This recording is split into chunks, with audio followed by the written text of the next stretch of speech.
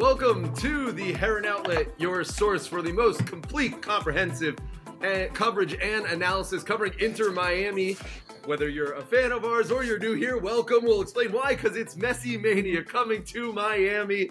And wow, we have a lot to get to. He is Austin Robillard. She is Alex Finley. I am Ian Heston. Like I said, if this is your first time joining us, well, we do a weekly podcast. We have a lot of other analysis. If you're watching us here on YouTube, make sure you subscribe. You can get all sorts of video covering the team. If you're listening to us wherever you get your podcast, you can subscribe there as well as our Substack, theheronoutlet.substack.com. So guys, we probably do have some new listeners today. The most popular or one of the, if not the greatest, soccer players of all time, now making Miami his home. Lionel Messi announcing yesterday that he will join Inter Miami this coming summer. Details on the contract still to be sorted out, but he did announce to Spanish media yesterday that he will not return to Barcelona, that he will not go to Saudi Arabia for upwards of $1 billion in the offer that was given there. Instead, he is coming to Inter Miami to wear pink and black.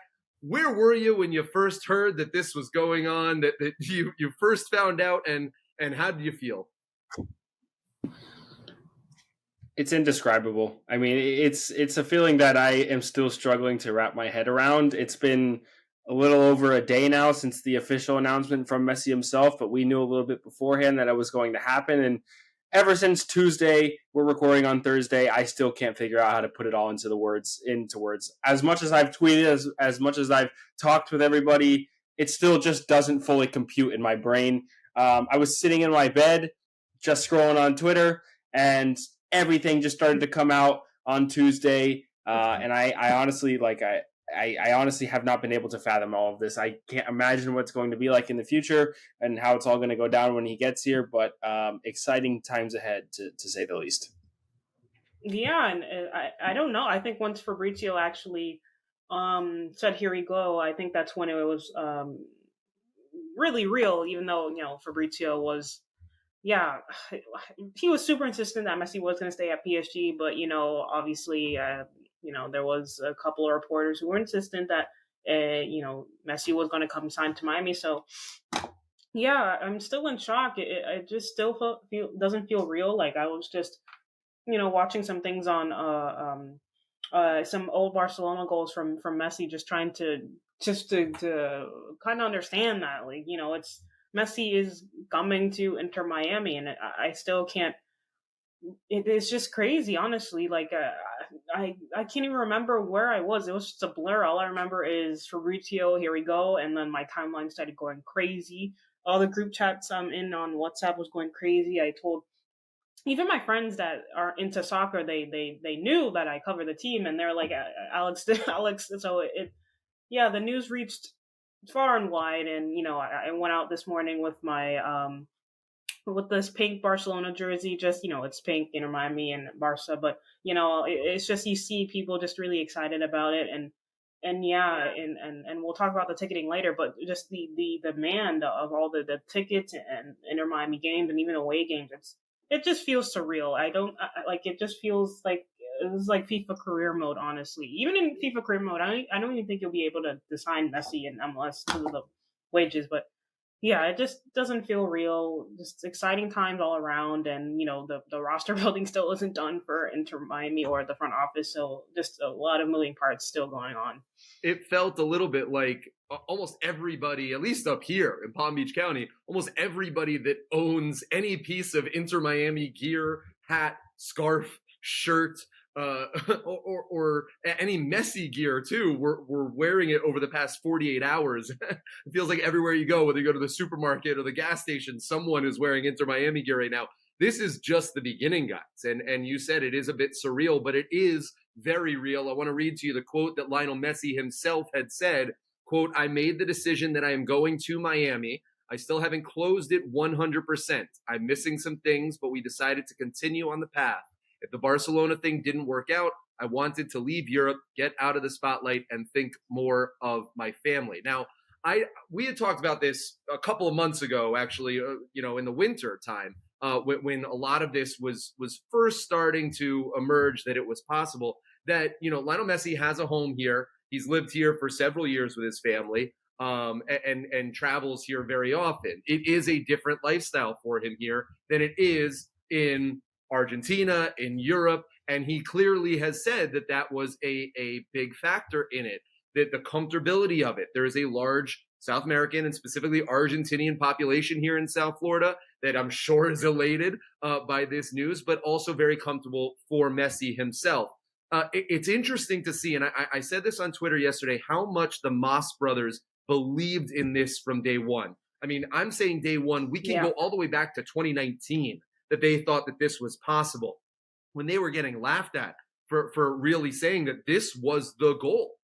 Even 2 years ago, they reignited those conversations before he went to PSG. That I had heard that there was a possibility that was the moment when they were hoping for Messi to come. Last year, in the last summer, we were wondering if this summer was going to be the exact time. And then I think when the World Cup had happened, that was the time when things got a little scary, or a little, not scary, but a little confusing, because the whole world was basically presented to him in terms of over $1 billion from Saudi Arabia, basically picking his team up until the end at PSG. And whether or not, Argentina was going to be in the mix if you wanted to go back and play there. So it wasn't really until all of those cooled down and everything sort of recalibrated that I feel like we got back to this moment. But I do want to give a lot of credit to the Moss brothers, who throughout this entire process ran point on this and really believed in it. And not only believed in it for their product, which is now valued at over $1 billion. We have seen Inter Miami is now one of, if not the most followed American sports team on social media now. So their own brand is enriched by this. But also, they were very clear that they wanted to do this for the city of Miami. They were very clear on that this is a source of pride for them. And I give them a lot of credit, because when a lot of people laughed and a lot of people said this was impossible, they made it possible. And the slogan of this club is freedom to dream.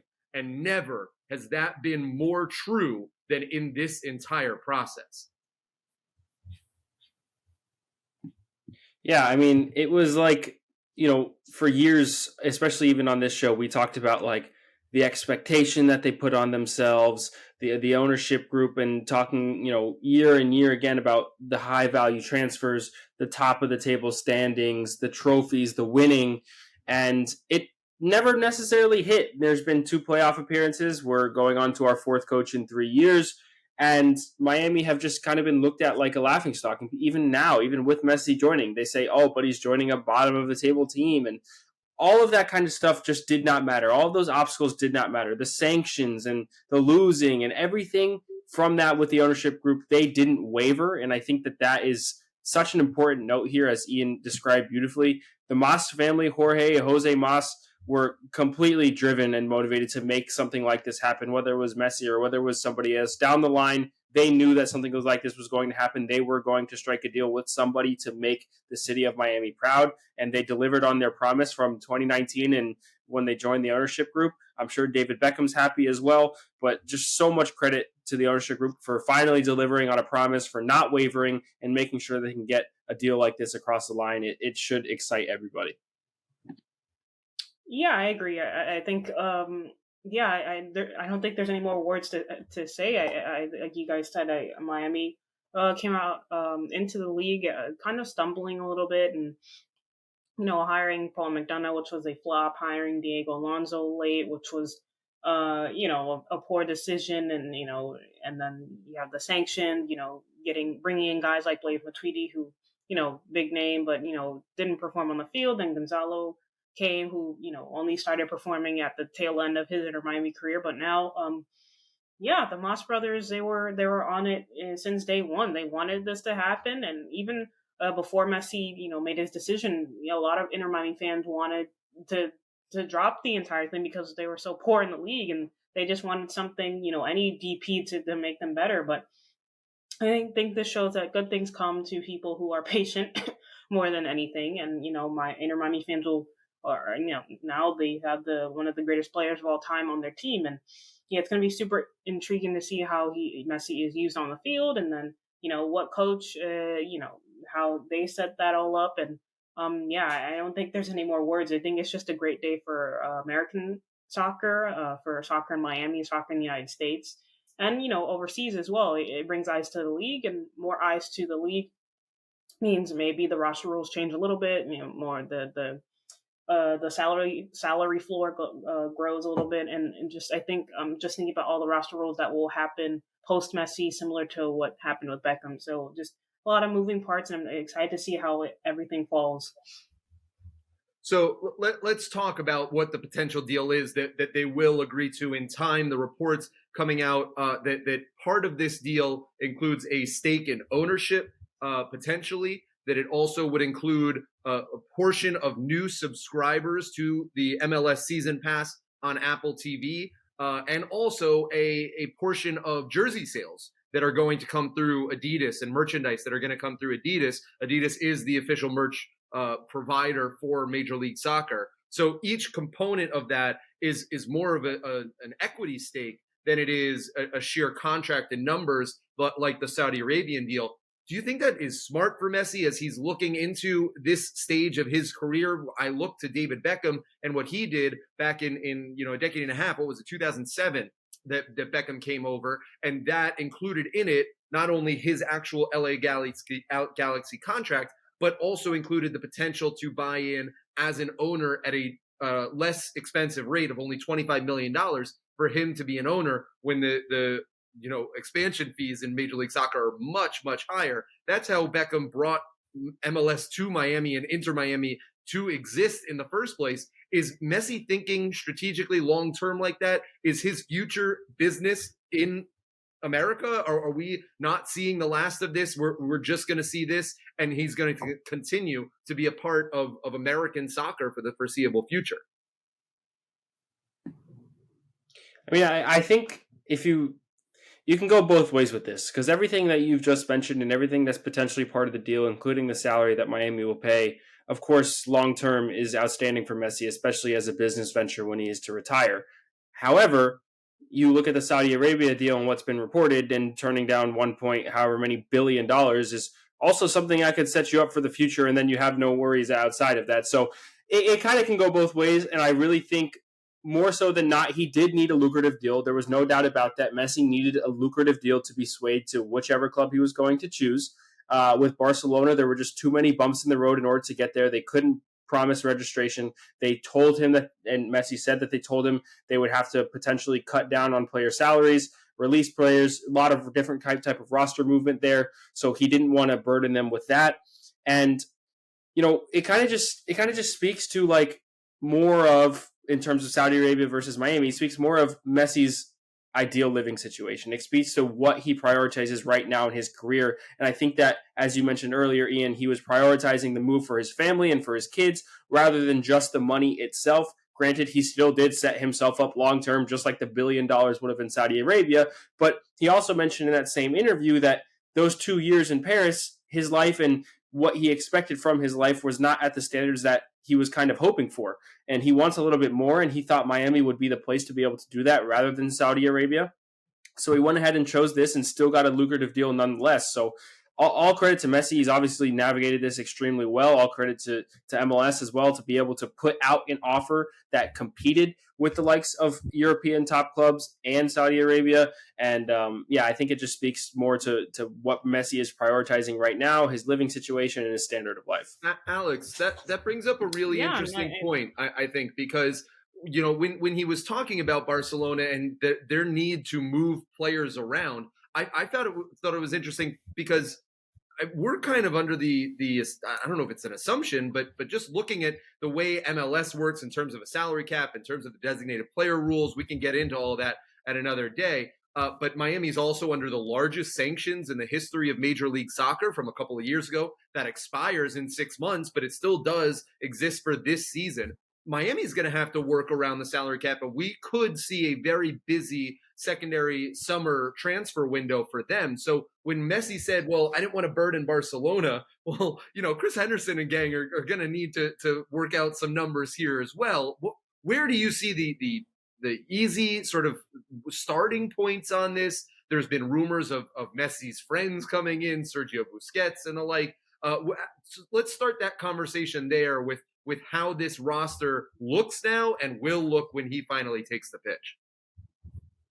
Yeah, I do feel like Chris Henderson has been really cheeky enough to get around the sanctions in the best way he can. Obviously, you saw the roster overhaul in 2022 where they got rid of a bunch of players and still ended up making the playoffs. So I'm sure Chris Henderson and the front office will be doing their due diligence again and bringing in using the remaining salary cap that they have to bring in players that will complement Messi. Obviously, Busquets is one of the names that is linked, and from what we've seen and heard, that is likely to probably happen. Suarez and Di Maria, some of these names are just kind of being thrown at the wall at the moment, and yeah, it would require another DP spot being bought out to sign either one of those two. So yeah, that they're gonna have to start getting creative. But yeah, I can foresee a bunch of outgoing players. Honestly, I know earlier this season with Bryce Duke and Ariel Lassiter, that was a trade that everyone was upset about, and I was just more upset that they lost Bryce Duke, a talented young player. But yeah, losing Bryce Duke and even going back further than that, not re-signing Alejandro Pozuelo, that it was for a reason. It was literally because they were after Messi and they knew that they were after Messi, and if they re-signed Pozuelo, he was probably going to be a DP, and while it was a short-term good deal, Miami knew there were bigger fish in the pond, and if they would have re-signed Pozuelo, then you would have to sold either Pizarro and you weren't going to sell Campana because you just re-signed him.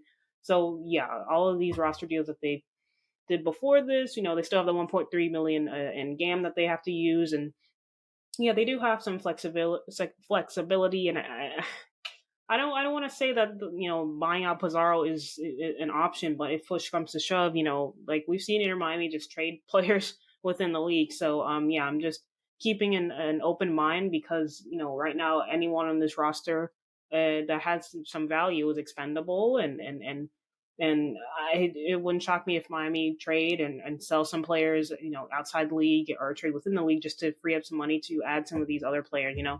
So yeah, it's gonna be super intriguing. But Chris Henderson is the type of guy to maneuver this and put the right pieces in the right space. So I'm intrigued to see that.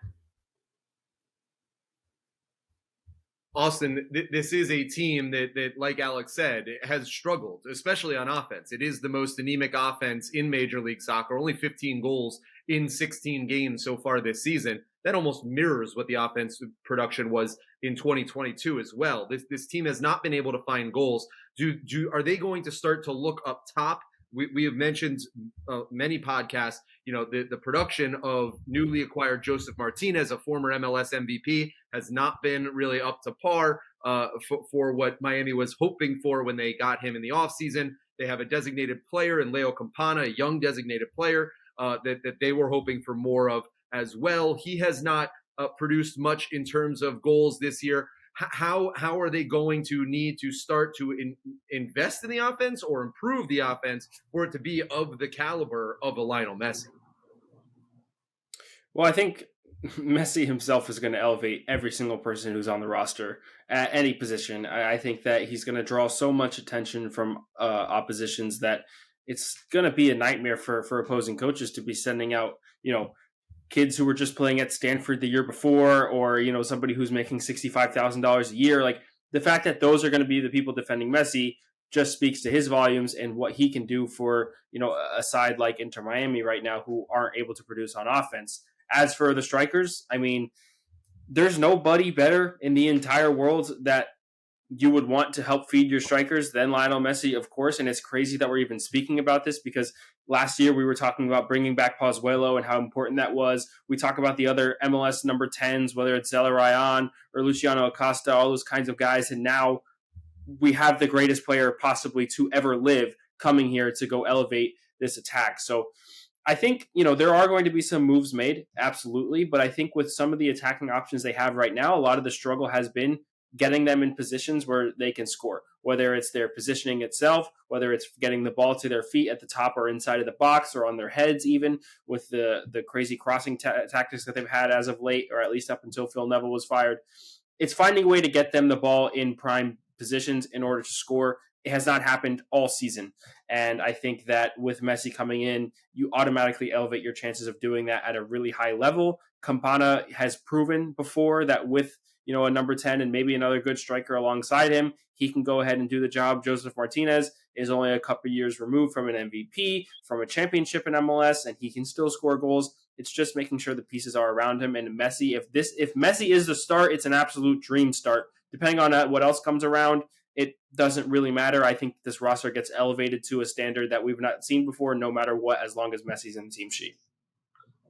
And Alex, this team has really been built almost for the future. A lot of MLS teams are. The salary cap is designed as such to encourage the signings of younger, up-and-coming stars, as opposed to what MLS used to be, which is a similar signing to this, a 35-year-old aging star in Zlatan that we've seen, in Carlos Vela at LAFC, Bernadeschi at Insigne at Toronto, Wayne Rooney. We've seen this. We mentioned Beckham in the past as well.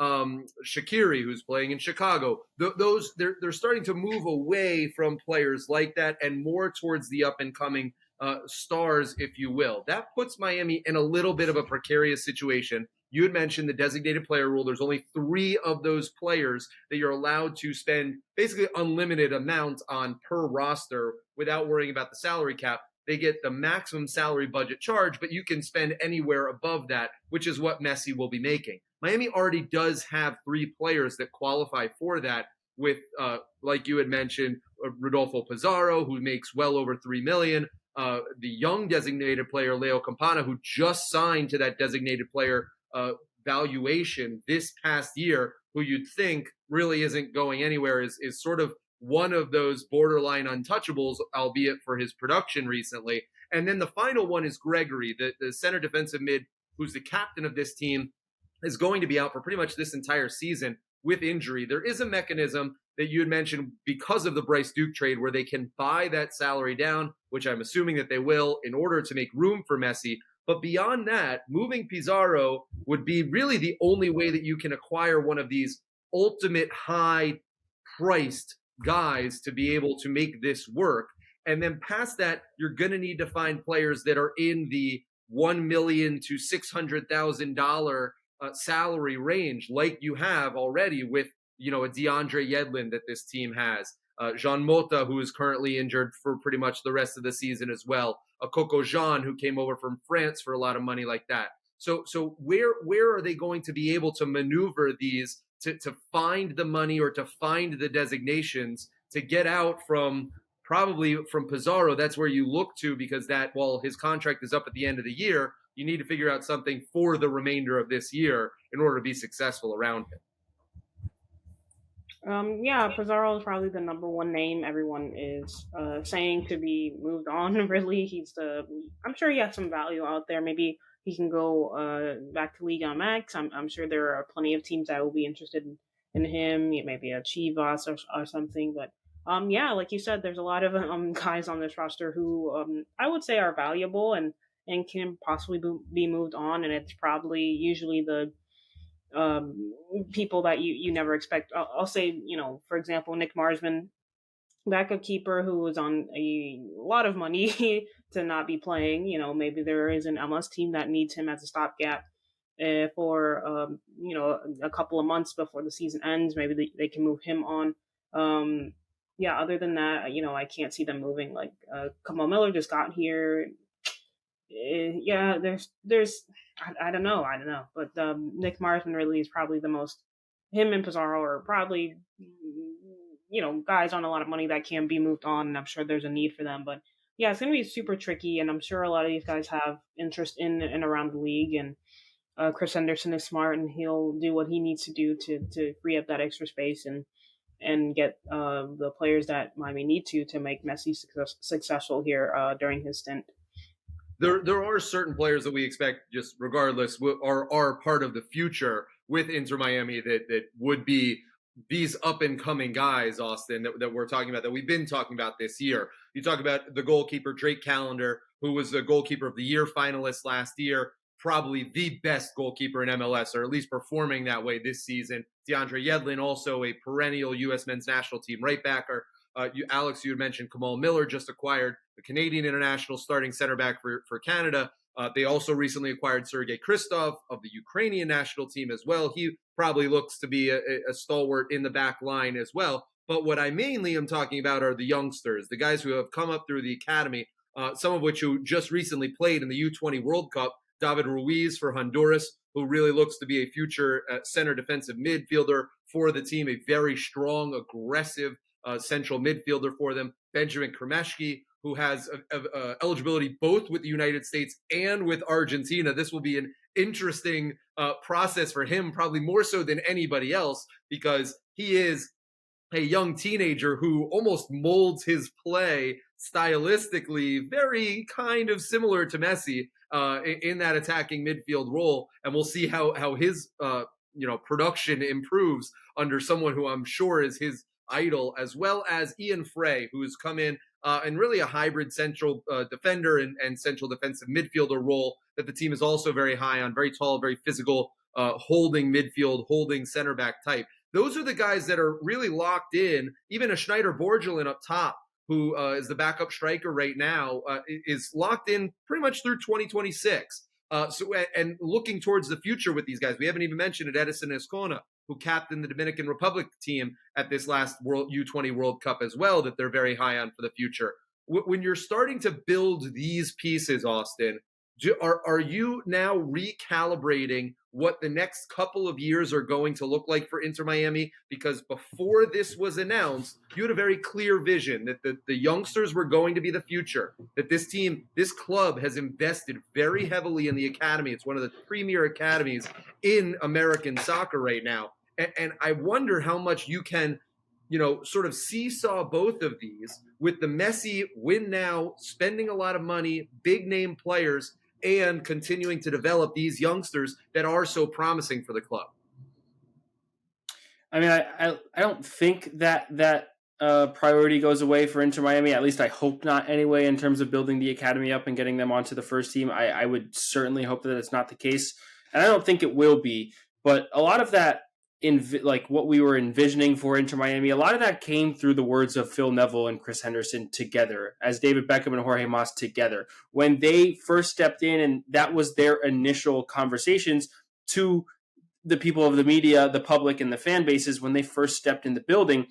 And so the guys that you mentioned, David Ruiz, Benjamin Kremeshki, Edison Escona, Felipe Valencia a long time ago, those guys were under the wing of Phil Neville when they were being brought up. Noah Allen is one that we haven't even mentioned either. It's now, granted, we see them in a certain light, and we have been watching them for years now. When this new manager comes in, possibly Tata Martino, when this new manager comes in, what is the ownership going to expect of him? How do they plan to, ask him how to balance all of this kind of stuff? Do they want to keep that focus there and try and play both sides of the both sides of the coin?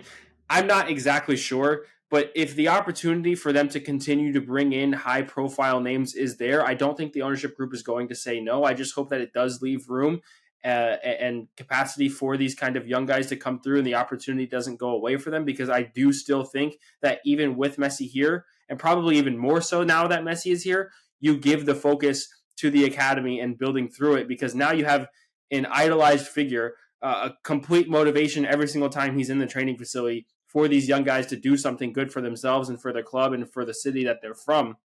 I think that Messi kind of elevates that a little bit, and I hope they play that kind of card rather than just focusing on stars. I expect Kremeshki to be impacted heavily in such a positive way. Same thing with David Ruiz, same thing with Ian Frey, all those guys that are getting starting minutes now. I don't think, unless, replacements like somewhat like Busquets comes in or something like that, I don't think that their minutes necessarily get replaced, because there's nothing else really on the roster at the current moment. So they'll be playing alongside Messi, and they will be building towards the future for themselves and for the club. And I think, again, that should still be the priority, and I hope it is. Alex, let's talk coaches, because Inter Miami is without a full-time coach. They do have interim coach Javier Morales, who just won his first game in charge of Inter Miami last night in the Open Cup, which we will get to later on in the show. So congratulations to Javi Morales on his first win as Inter Miami coach, but it is an interim tag.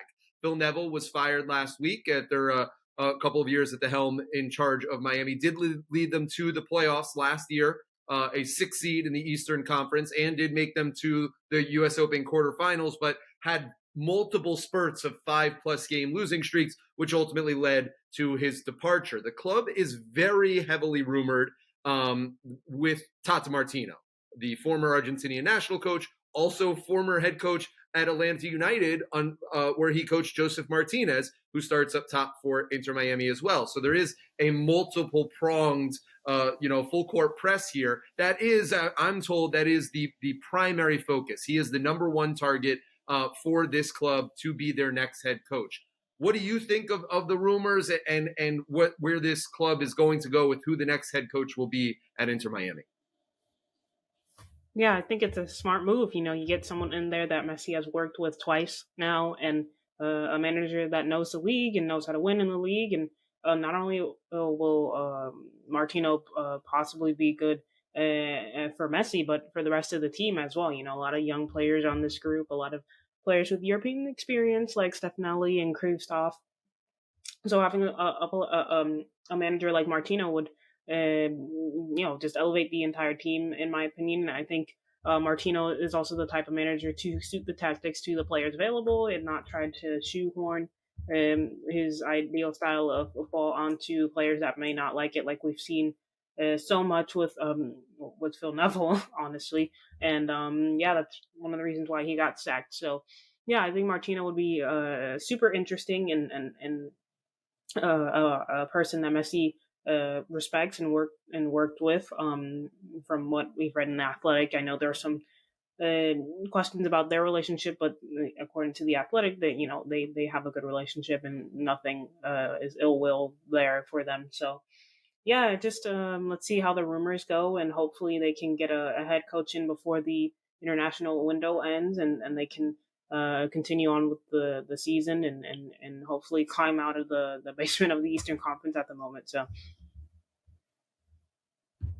Austin, stylistically, for a coach to come in with Lionel Messi as your foundational centerpiece, what are you thinking in terms of how this team is going to play? We've seen multiple times throughout the year they fluctuate between 4 or 5 at the back. We've seen a 4-4-2 with 2 strikers. We've seen them be a little more comfortable in a traditional 4-2-3-1, which we kind of, I think, are in agreement to expect a little bit more. But stylistically, when we're talking head coaches, when we're talking how this team is going to play in this next era of Inter Miami football, what do you see it looking like? I mean, I think you need to have a good protection of the back line right behind Messi. Obviously, Messi's going to be playing in the center of the park. And I think if you have a good foundation right behind him, right in front of the back line, you get that sorted. That should be the top priority, to not, give Messi any kind of that pressure, because as we saw with PSG, he's not going to be running back and making those defensive plays. He'd rather be having those goal contributions. And by the way, for anybody saying that retirement league or that he's washed or anything like that, he's 6 months off of a World Cup. And he had over 40, I think he had over 40 contributions for goals in over 40 games or something ridiculous like that for PSG last season. So the style of play that he's going to be bringing is going to be, at the caliber of player that we've not seen for Inter Miami before, any MLS club has, really. And I think that means, again, you put the foundation behind him and you get somebody in front of him that can finish off chances, or somebody that he can play off of so he can, escape into free space and roam as well. But I think a 4-2-3-1 kind of makes the most sense. I don't know if another coach is going to come in here, or the ownership is going to want a coach to come in here and play a pragmatic style, play a style where they load the box and park the bus, play 3 center defenders. I don't know if that's necessarily on the cards. So I think that a 4-2-3-1 makes the most sense. Get a good double pivot in there. Have a striker up top, whether it's Joseph or whether it's Martinez, or however you want to rotate them. Make sure that can happen. You can even go the realm of possibly playing a 4-4-2 diamond that we saw at the end of last year that worked really well with 2 strikers under the Phil Neville system with Pozuelo, Campana, and Higuain. You kind of have an avenue to work with there. There's a lot of ways they can do it. There's a lot of ways any coach in the world can do it. I just really hope that it's not a style that leads to what we've seen as of late. And I hope it's a new futuristic style that, completely revamps how the world and how us media and how the fans see the club. Yeah, I will say that I do have worries if Busquets does come. Like the transition game in MLS is very fast, and watching him from Barcelona, he can't be. He's not the quickest, honestly. So you need runners around him. So you have Busquets and Messi, who their defensive output isn't as strong. So you're gonna play a 4-2-3-1 pivot with Busquets holding, but God forbid he's left out alone with two other center backs that are also kind of slow. I just see Miami getting carved open in transition, so that's why I'm insisting on that 5-3-2, so Messi can have some defensive protection, and then Busquets will have two runners surrounding him, so he can, and three extra center backs behind him, so it won't be as exposed. Plus, Tata Martino has already played that formation with Atlanta United. If you look at MLS Cup 2018, he quite literally played a 5-3-2 with Joseph and Miguel Almiron up top, with the midfield three of Russell, I think Darlington Nagby and Lorenowitz, and then the back five of the Gonzalez Perez and Michael Parkers and all that good stuff. So that's my biggest worry, is that the defensive surroundings between Messi and Busquets.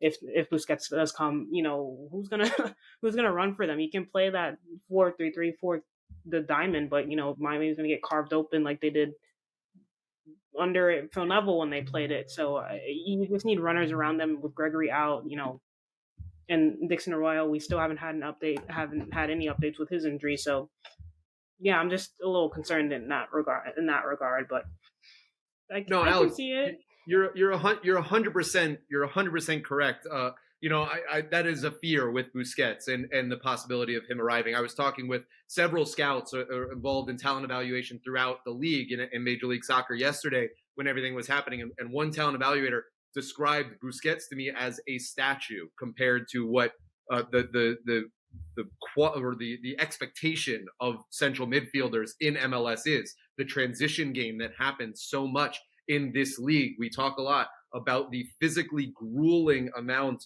of just miles that you cover in this league individually compared to other leagues that are a lot more total football, that are a lot more of team games. This is a lot more of a 1v1 league. That was a huge red flag in this scout's mind, that could be a problem for them. So I agree with you on that. I do think, though, talent does rise to the crop. He is still a quality premier defensive midfielder in the world. So, you balance those two things, and everything is sort of a pragmatic balancing act and adjustment, which leads me with the challenges of MLS and everything that it brings, the physicality of it, but also the travel. So let's talk about the schedule and the timing, guys, for a little bit, with when Messi is expected to arrive, how this process will go. So from my understanding, the secondary transfer window, the first day that he can arrive and sign a contract at Inter Miami, is July 5th. That is when the secondary market will open for MLS teams. He will not have to go through the full ITC process. That's between clubs, since Messi is a free agent and there is no transfer fee that Miami will have to pay to PSG. They can sort of bypass a lot of the paperwork that needs to be done with that, which is why why he says it's not 100% done. He's correct in that they need to come to personal terms and agreements on it, but that's one-to-one. That's not with a third-party club that they're negotiating a transfer for. So that's going to streamline a little of this. So I'd expect July 5th to be probably the date that I would start to circle as when he can start to make this official, when we can start to know that he has a roster spot, quote unquote. I mean, we know that he has a roster spot. So when you go from there and you start looking at what the remaining schedule looks like for Inter Miami, that they're going to have a big, basically, month off for the League's Cup. It's not a month off, but a month off from league play while they do this new tournament, mid-season tournament between MLS clubs and Liga MX clubs. So that brings us through July 5th. That brings us past the next 4 games, with on the road in New England and the international break, on the road to Philadelphia, and home against Austin and Columbus. So July 8th would then be the first quote-unquote game that he is there for. I don't think that anybody expects Messi to hop off a plane and be inserted into a starting lineup. That's typically not. But if you were, that you can start at July 8th against DC United. That's 2 days, 3 days after when the transfer window opens. I mean, that's a little crazy. Then there is a week off and at St. Louis. I still think that's a ways away, which is why a lot of people are saying that July 21st game to start the League's Cup against Cruz Azul, a Friday night. Inter Miami is the host of that group, a group with Cruz Azul and Atlanta United. That Friday, July 21st against Cruz Azul is the game that people are circling. That almost just makes sense with the way that the schedule is laid out and the timetable of where things are going. That's not any reporting that I think people are necessarily doing on that. It's just what makes sense when he can sign, when he can get into training, and when it makes sense. So when we go from there and that process, is there anything that you guys get a sense of that would stop the League's Cup? Is that a great time to do it? Would you hold him even longer? Would you rush for knowing that they're in last in the Eastern Conference, get him in as many MLS games as possible? Where do you guys fall on this? I think it's perfect. I mean, I think it's perfect not only for Messi himself, but I'm sure it's something that MLS is going to be striving for. I'm sure it's something that Apple is going to be striving for, because this is their new, shiny, brand new toy, this Leagues Cup. This is something that they're trying to promote as a continental competition in North America here to kind of compete with other kinds of continental competitions in the Americas and things like that. So I think it just makes the most sense. And if Messi is able to be part of that brand right off the bat, I'm sure that they're going to be pushing for it. Like you said, Ian, July 5th to July 21st, that's 16 days. I think that's more than enough time. Don't make him play in St. Louis. Don't make him play in D.C. Wait till you can get back home as well. But there are a lot of questions still surrounding all of the logistics of how it's supposed to happen. Nobody really exactly knows just yet what the club is planning for. And I think that, from the outsider's perspective, as everybody has been so far, looking at this, you'll see the ticket prices soar on this game because that game logistically just makes the most sense for him to start. I think it makes sense for every single party involved, really. Yeah, I agree, really. Leagues Cup is the best advertisement. Miami will be hosting. We don't know where they'll be hosting. Maybe Drive Pink or Hard Rock. I don't know. We're all, honestly, in group chats trying to figure out the logistics of this. And yeah, I don't know how they're going to host at Drive Pink. I know according to the Miami Herald, they're going to expand it 3,000 seats, but still, I think, yeah, Messi's first game in Miami. Yeah, I think they'll have to move it. I'm sorry, the demand will be too high, but yeah, Leagues Cup will probably be the game to do it against poor old Cruz Azul, who I don't think they expected Messi to come so soon. So yeah, I really interested to see how they handle the logistics of the match. And yes, the Leagues Cup is the perfect time to unveil Messi. Really. If I could just touch really quickly, on the Hard Rock thing and the 3,000 seat expansion thing. Yeah. The plans for the expansion would not necessarily be able to happen until after the Gold Cup, which would end on June 27th. And then there's also a friendly that's been scheduled between Atletico Nacional and Millonarios, if I'm not mistaken, on like July 8th or July 9th, something like that. And then up until the 21st, after that friendly match, is when they have time, about like a 10, 11, 12-day time period to be able to insert those 3,000 seats. It's expected that they're going to go, obviously, in the corners, in the open corners of the stadium right now. So I don't know how open it's going to be as it used to be. So there's that. And as for Hard Rock Stadium, there is a big concert event going on that same exact weekend. On July 21st is supposed to start Rolling Loud 2023. So the logistics there, it's either move the game up to July 20th and give Inter Miami the opening Leagues Cup game at Hard Rock Stadium to kick off the tournament, or find the day that I guess Atlanta and Cruz Azul were supposed to play each other, which I don't know off the top of my head, and see if that game fits somewhere. I'm not sure really exactly how it works, but Miami have to have a course of action. I'm sure that's everything that they're deliberating right now. It doesn't all make sense, but it is, no matter what, going to be hard if they do play at Drive Pink, whether it goes from 19,000 to 22,000 or not, to get only that many people in attendance. The tickets are going to be insane because of that. It's not enough people to put in front of the greatest player in the world. And I think that that's why everybody is having these conversations about where are Inter Miami going to play.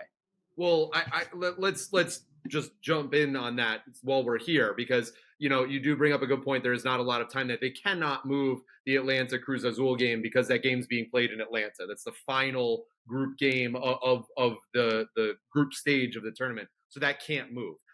Let's just do that. The other thing, I've been hearing a lot of rumors or prognostication of trying to say, well, Dry Pink Stadium's too small, they're going to have to move it. Inter Miami is in a contract with the city of Fort Lauderdale for usage of Drive Pink Stadium, that for MLS games, that barring their ability to negotiate a new contract or something, which we know that talks and negotiations between the city commission and Inter Miami's lawyers have not been necessarily productive as of recently, i.e. the parking situation that they've been going through. They would need to figure out some relief or some way out of that. So for right now, the talk of moving games away from Drive Pink Stadium is entirely fan fiction. It is, there is nothing outside of lawyers working on it that could be done right now.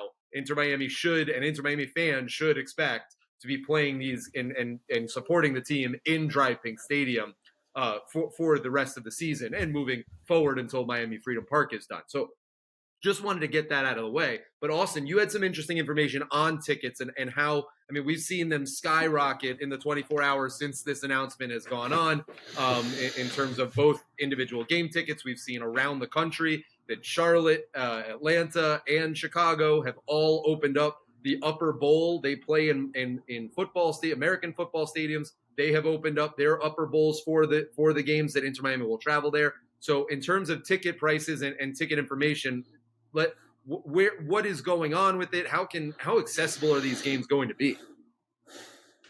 Yeah, it's going to be hard. It's, every single ticket is going to be hard to come by, especially in terms of price. But pretty much where we're at right now, as it stands on Thursday, June 8th, this afternoon, the venue right now, the venue as of Inter Miami and Drive Pink Stadium, are not allowing the second party sales of tickets to happen. It must be so if you do have one of those Cruz Azul tickets, which, by the way, I should mention first, Inter Miami have admitted to pulling down the Cruz Azul tickets after the announcement of the signing, or leading up to the announcement of the signing. So it showed on Ticketmaster that they were sold out, although that was not necessarily true. Miami pulled them down, and they said that they would be relisted on a separate day to all of the people who got in contact with their ticket representatives. So there are some people that got those tickets off of Ticketmaster and are good to go, and then everything else was just pulled down from the site. I actually don't even think that everything was offered right away. The sections like 127 and 126 that are on the back left of the south side goal were not even being offered for the Leagues Cup game. And now I think that they're obviously going to open that, and then they have to come up with a seating plan if there is going to be expansion of seats and all of those kinds of things. So Miami actively pulled down those listings, and they will be relisted at a separate date. For a very long time, from Tuesday to Thursday now, Ticketmaster didn't have any available resale at all. And now it's finally been open to people who have Ticketmaster tickets from Ticketmaster for that Cruz Azul match, can relist them, and they have been going for thousands of dollars now, can relist them on Ticketmaster. However, if you're on SeatGeek, if you're on StubHub, if you're on any of those third-party platforms, those secondary market platforms, and you go ahead and get a ticket confirmation, it's not guaranteed that you're going to get that ticket, because Miami is not allowing any other transfer of tickets from one account to the next, because tickets may change. They might have to change. There are so many different variables right now. So unless it's going from Ticketmaster account to Ticketmaster account, Inter Miami or the venue or the ticket exchanges are not going to risk somebody transferring a ticket into an email account to be sitting in limbo when adjustments may have to be made. So none of that is happening. You can look at the third-party market tickets and you can see the prices on those, but they are not guaranteed. I've had a personal story, and I've seen the quotes from a site like SeatGeek about what was said to the seller and what the seller had to say after confirming an order and then having to cancel it. It was up to the venue and not the seller themselves. So that's kind of where you're at right now with the Cruz Azul tickets. Season ticket holders finally got to see the last 6 matches of the MLS season in their accounts, which is something that's really good. Or I think it's 7, the Columbus game is included in there, but those still have not been released to the general public at this point. And anybody who has those season tickets, you cannot transfer or sell them at this current moment. So there's still a lot going on. The Inter Miami team is having to really go through the logistics of absolutely everything here and figure out the best course of action. In terms of the Cruz Azul tickets, I am hearing personally that they will be Inter Miami will be giving season ticket holders priority access to the tickets. I don't know how many it is going to be per account or per That's ticket, good. but they will be released in stages, and season ticket holders, whether they had bought a ticket already or not, will be given priority access just like they were beforehand, prior to the announcement. So that is something that I've heard that should be really good news coming in the next week. I might be putting you on the spot, but that was a lot of great information. Do you have any information on 2024 season tickets? Because there was some confusion yesterday about whether that was put on pause or not. No, I just want. I know I'm putting. No, you on the spot. I don't have any. At least for renewals, I don't think that I have heard anything. For anybody who was a season ticket holder, I don't think they had said anything about a renewal. I know that there was something before the Messi announcement that was sent out to put down deposits for 2024, right. But I think that offer had been rescinded because it had to do with an 8-game plan and all of these kinds of things, and which now that deal is probably gone off the table because of the product that Miami are now allowed to offer with Lionel Right. Messi. So I don't know anything about 2024. No, you're good. You're good. Sorry to put you on the spot. I just there was a lot of confusion on that, and wanted to give as much information. You know these tickets a lot better than I do, so wanted to make sure that was great. So the remaining games that Miami will play at home in MLS play, if we look out from the Leagues Cup, it starts August 20th against Charlotte, which I want to go back to in a sec, and then they'll play a midweek game against Nashville. They'll have September 9th against Sporting Kansas City. That'll be a fun one. Wednesday, September 20th, so 2 midweek games. That one is against Toronto. They have NYCFC at home, and then they close out their home schedule October 7th against Cincinnati. Those will be the home games. The road games are rather quite interesting. You have the three, and credit to the MLS schedule makers because they knocked this one out of the park. You have the 3 largest markets in the country in New York, LA, and Chicago, where Miami will travel to. You have 3 of those. 3 of them are football stadiums in Charlotte, Atlanta, and Chicago that you'll be able to do. And the other 3 games are in, of these 6 that they'll play, are all Southeast rivals in Orlando, the Florida Derby, if you will, Atlanta, and Charlotte as well on decision day. So credit to the schedule makers. But Alex, we talked earlier, this is why I wanted to bring up August 20th against Charlotte. We talked earlier about the physical demands of MLS as a league. And for people who are new to this league, one of the biggest parts of that is travel. Travel in Major League Soccer is unlike anything anywhere comparable, probably in the world, I would say, in terms of soccer teams. They're, basically, this is not Newcastle to Southampton, right? This is not, very small, even though that is the longest one that you can have in England. That is small. That is a shorter distance than Miami's local rivalry with Orlando.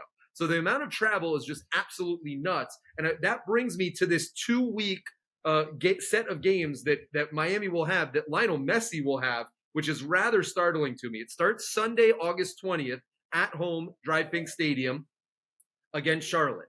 Then midweek, they have to travel for the U.S. Open Cup semifinals in Cincinnati. They will be on the road that weekend, so 3 games in that week at the Red Bull, so they go to New York. Then they come home for a midweek game against Nashville, only to go back all the way to the West Coast that Sunday for a game against LAFC before returning home to play Sporting Kansas City. So you have 5 games in 2 weeks there, 3 on the road, of basically crisscrossing the country and going all the way over. That will be, I think I did the estimates last night, that'll be more than 5,000 miles that they'll travel in those games in less than 2 weeks' time. Just talk about the level of taxing, that the travel and the physicality of the league takes, and what Messi or Messi fans can expect from how to navigate game in and game out, needing to play these important games. Honestly, I do think that whoever the manager is will be smart about using Messi. Obviously all the home games playing at in natural grass. He'll play in those, but there were some. I had a couple of people DM me about whether or not he's going to play at Atlanta. I don't think Miami play Seattle this year, but and maybe next year at Seattle and some of these other teams that do play on turf. The Revolution, where Miami is Wait, they're hosting the Revolution this weekend, I think, or are they going away? I have to double check. But the They're on the New road England this weekend. Revolution. Yeah. Okay, yeah. So away at the Revolution, teams like that, it how like the turf situation, how are they gonna deal with that? Obviously, the travel. Honestly, I don't think the travel will be too much for Messi. I know for European players, from Spain, France, whatever, the travel is difficult for them. But Messi is used to traveling long distances with South America when he's playing for Argentina and South America. Argentina to Chile or Bolivia or even Colombia. They do have the tendency to travel quite a bit in South America. So I do think that, that may not be too difficult for him to adjust to.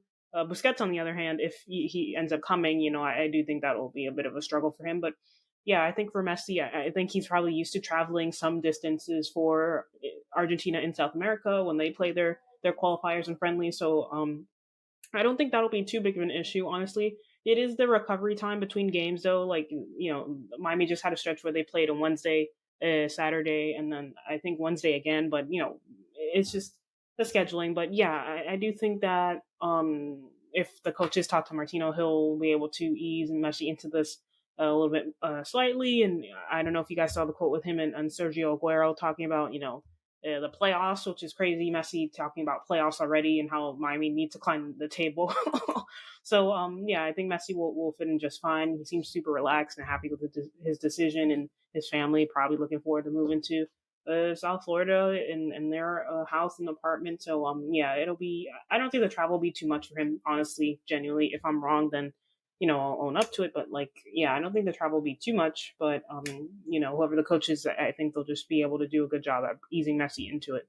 And I don't think it's just the travel. It's the travel and the number of games that are associated with that. Miami just came off a month of May, 25 days actually, where they played 8 games in 3.5 weeks. I mean, that is just absolutely insane, the amount of games that they had. And they'll have to do that again in late August, early September, where they have a 3-game stretch that I was talking about, where they'll play, I think, 6 or 7 games in that.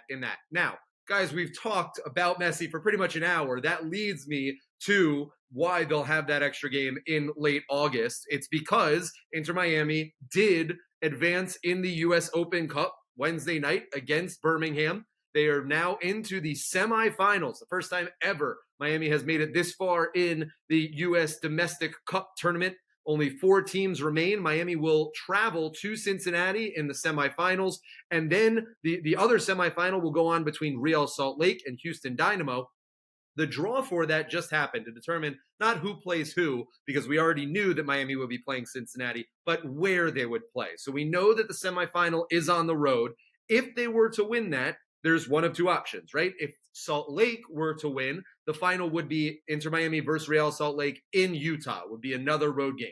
However, if Inter Miami win and Houston Dynamo win, then Inter Miami will host the final of the 2023 U.S. Open Cup. That's a very exciting thing.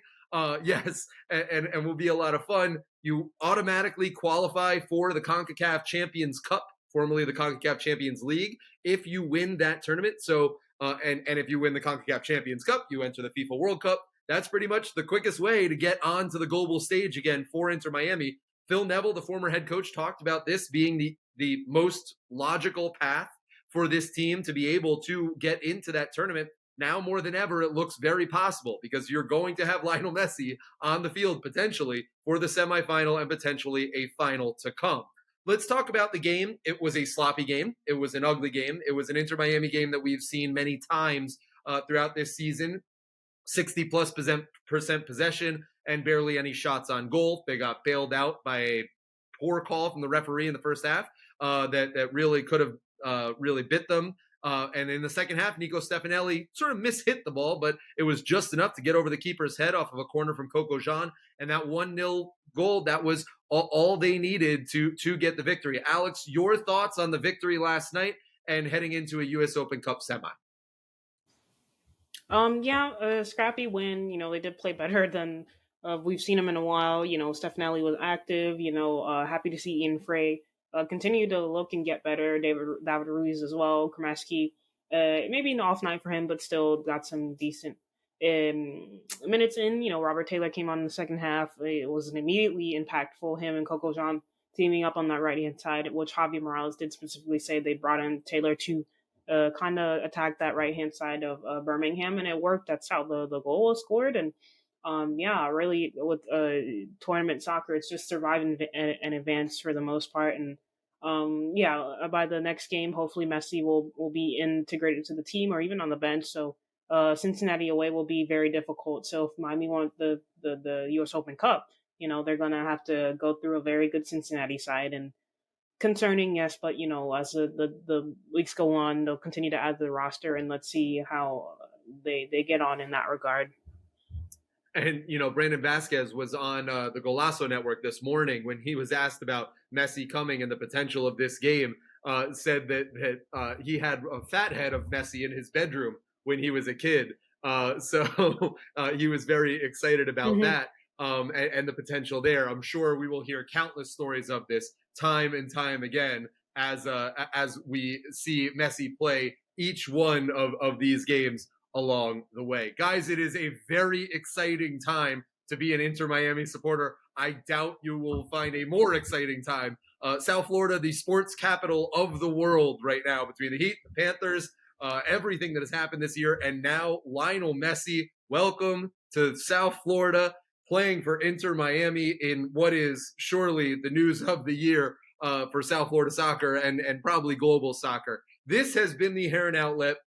Please join us. If you're new here, this is what we do this weekly pod. We will break down every game. We will break down all the news, all the transfers, all the salary cap information as you get to know the league. If you're one of the ones that have been here with us, we love to have fun. We love to talk and really dive very deep into this club, and not just the senior team, but also Inter Miami 2 and the academy as well, to know ins and outs at every level of Inter Miami soccer and what is going on. You can follow us on Twitter, on Instagram, on TikTok, on Twitch, all over the place. You can subscribe to our newsletter, theheronoutlet.substack.com. Again, if you're here watching us on YouTube, you can subscribe, leave a comment, and like, and please share. Also, if you're listening wherever you get your podcasts, whether it's Apple Podcasts, Google Play, whatever it may be, please subscribe and leave a review. Austin, I think I got everything in that. All right, thank you. For Austin Roblard and Alex Winley and our producer, Andres, this has been